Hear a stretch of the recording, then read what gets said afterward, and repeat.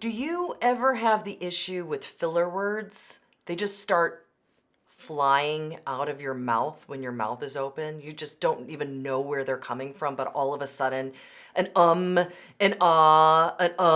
like, a well just like flies out of nowhere, and you feel kind of like you sound dumb. We all have that issue, and it's one of the biggest questions I get is, what can I do to stop using them? You know the bad guys. They're the, like I said, the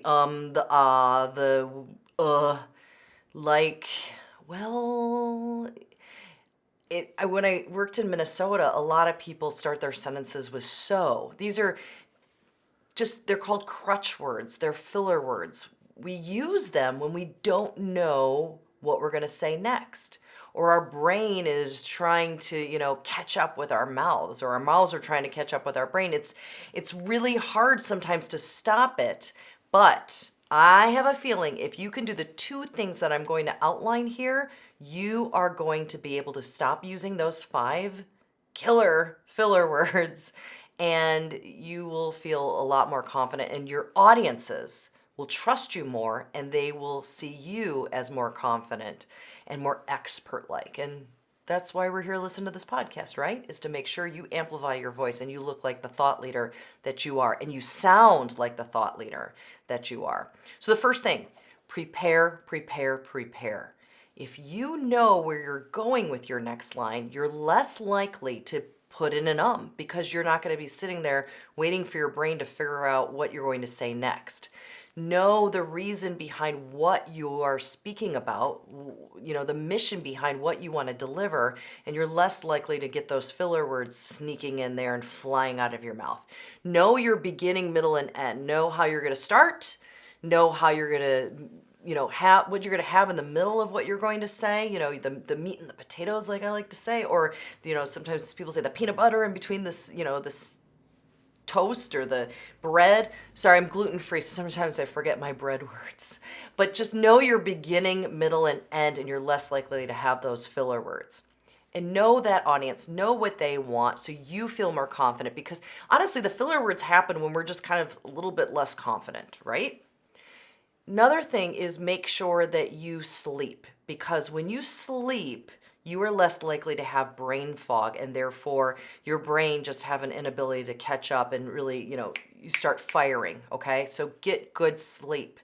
And another thing is, a lot of people, I shouldn't assume that you're not gonna like hearing this, but some people are gonna hate hearing this, and that is lay off the alcohol and the sugar, because alcohol and sugar create that inflammation. You're going to get that brain fog, and you're more likely to put in a lot of filler words. That's just happening, okay? This isn't anything against alcohol or sugar. I love a glass of wine once in a while, but if I'm going to perform at a certain level the next day, I have to avoid it. And I don't eat sugar as a rule. I don't feed it to my child. We don't have it in the house. I mean, I might be one of those people, like if we did buy Girl Scout cookies, I would eat the entire box. So there's a lot of reasons why we don't have sugar in the house. But the main reason is we know it's not good for us. We know it's absolutely toxic. And one of the things is it can create brain fog. Period.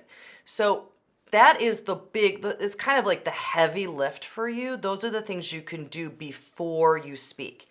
Now, the second piece to this is to practice shutting your mouth in between sentences.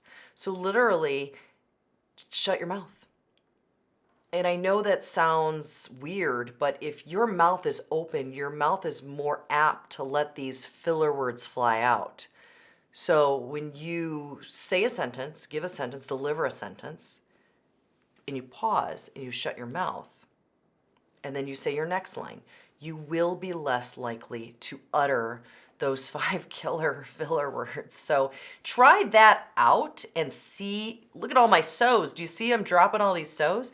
Try that out and see if that works for you. And why don't you comment? Let me know if you feel like that worked for you, because I'd like to, it's like my own little study. And if you have any other tips or tricks when it comes to getting rid of filler words, I'd love to hear them, because I'd love to share them with my clients, because it's one of the biggest questions I get on my trainings. So again, prepare, and then do all those things that have to do with the preparing, but then just shut your mouth in between your sentences.